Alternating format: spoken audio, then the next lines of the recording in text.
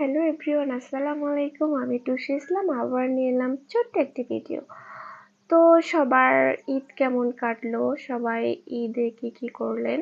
তো কয়েকদিন হয়েছে ঈদের মাংস খেতে খেতে আসলে খুবই খারাপ লাগতেছিল। চিন্তা করলাম আজকে ইলিশ মাছের তরকারি রান্না করব। তো এটা হচ্ছে পাকা চাল কুমড়া, আমি গ্রামের বাড়ি থেকে নিয়ে এসেছি।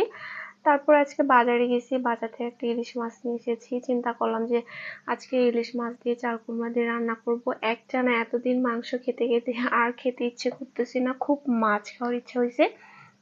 তারপর আমি মাছটা কেটে মরিচ পেঁয়াজ কেটে সবকিছু কেটে ধুয়ে রেডি করে রেখেছি।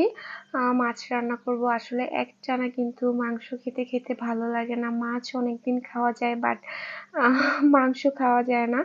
তো তারপরে এই তো সবকিছু কেটে রেডি করেছি। আজকে আমি চাল কুমড়া দিয়ে ইলিশ মাছ রান্না করব। ইলিশ মাছটাতে কিন্তু আবার একটা ডিমও ছিল। এই তো আমার তরকারি ফাইনাল লুক তরকারি হয়ে গেছে। সাথে আমি একটু শাকও ভাজি করে নিয়েছি। আর হয়েছে ভাত, কারণ মাংস পোলাও অনেক কিছু খাওয়া হয়েছে। অনেকদিন মনে হচ্ছে মাছ ভাত খাই না। তারপর এই তো আজকে শাক ভাজি করছি, ইলিশ মাছ রান্না করছি।